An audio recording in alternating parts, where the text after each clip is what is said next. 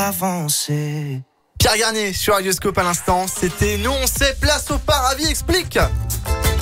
Le Paravis explique, on apprend plein de choses, un petit peu de culture générale avec vous, Johan Paravis. Ce soir, on s'intéresse aux fameux aliments qui tombent par terre. Hop, j'ai combien de secondes pour le rattraper? Oui, Vite, ça vous est forcément tous arrivé d'entendre quelqu'un vous dire « Non mais c'est bon, il est resté moins de 3 secondes au sol. c'est ça. Souffle un petit peu dessus, ça craint rien, t'inquiète pas. Mange ton carré de chocolat. » Alors 3 secondes ou 5 pour d'autres, hein, d'ailleurs ça dépend la règle. Ce serait le temps qu'il faudrait aux bactéries pour venir s'accrocher à votre chips, votre cacahuète ou autres petites olives. Ouais, c'est l'été, hein, je m'adapte. Hein. En hiver, j'aurais parlé de raclette, mais bon, voilà. Alors, que dit la science à ce sujet?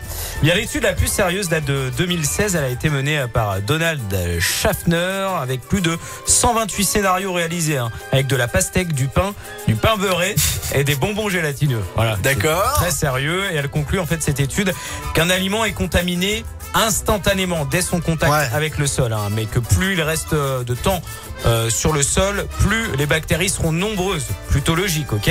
Donc cette règle des 3 ou 5 secondes n'est pas totalement bête, mais pas totalement juste, car ça n'empêche pas donc la contamination et donc le risque pour la santé. Il n'y a pas de temps en fait. Dès que votre chips tombe par terre, c'est mort. C'est contaminé, évidemment. Bon, c'est vrai qu'après, s'il reste 15 secondes par terre, le truc, il sera un peu plus contaminé. Il y a plus de chances d'avoir de bactéries dans le corps ensuite. En fait, elle peut être différente, cette contamination, selon le type d'aliment et le type de surface du sol.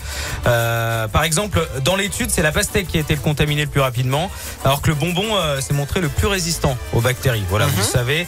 Et elle a aussi démontré, cette étude, que si la nourriture tombe sur un tapis, eh bien, elle risque d'être moins contaminée qu'en atterrissant sur des carreaux en céramique, par exemple, ou de l'acier inoxydable. Ça, c'était un petit peu étonnant, mais voilà. Pourtant, un tapis, c'est un peu cracra. Ça grouille, ça grouille de bactéries. Donc, on a 3 données: humidité de l'aliment, type de sol et le temps resté par terre. Et puis, souffler sur l'aliment, ça sert absolument à rien. Voilà. Comme ça, écoutez, vous le savez. Vous faites comme vous voulez. Mais non, ça sert à rien.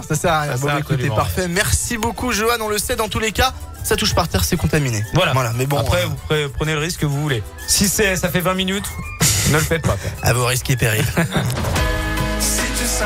Merci beaucoup, Johan, pour le Paravis explique tout au long de cette saison. C'était un réel plaisir pour moi. Plaisir partagé. Merci beaucoup. Passez une bonne soirée, Johan. Bonne soirée à tous. Et Joseph Kamel, Julien Doré pour la suite de vos tubes sur Radioscope. On va écouter juste avant Mary J. Blige. J'arrive sur Radioscope. Bonne